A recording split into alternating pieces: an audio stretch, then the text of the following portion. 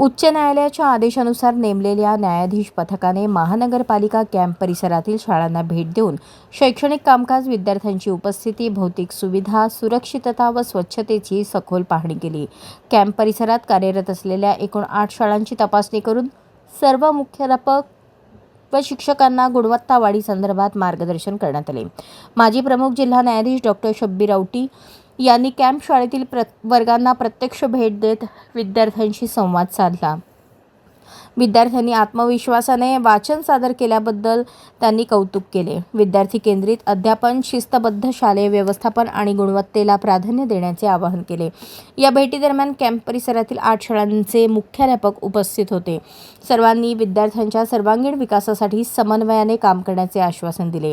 शाळेतील भौतिक सुविधा, स्वच्छतागृहे, पिण्याचे पाणी, पोषण आहार, वर्गखोल्या, सुरक्षिततेची सविस्तर पाहणी करून आवश्यक सूचना देण्यात आल्या। भौतिक सुविधांबाबत मुख्याध्यापकांनी आपल्या अडचणी आणि समस्या पथकांसमोर मांडल्या।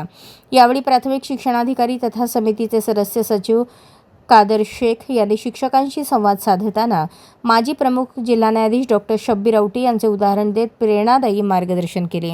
या समिती भेटीत पथकात पोलीस आयुक्त कार्यालयाचे पोलीस उपनिरीक्षक आफरीन शेख, जिल्हाधिकारी कार्यालयाच्या तहसीलदार जयश्री पंचे, सार्वजनिक बांधकाम विभागाचे उपअभियंता गायकवाड, उत्तर सोलापूर तालुक्याचे शिक्षण विस्तार अधिकारी बापूराव जमादार उपस्थित होते। अशाच नवनवीन अपडेटसाठी जनता राज्य न्यूज चॅनलला सबस्क्राईब करा, लाईक करा आणि शेअर करायला विसरू नका।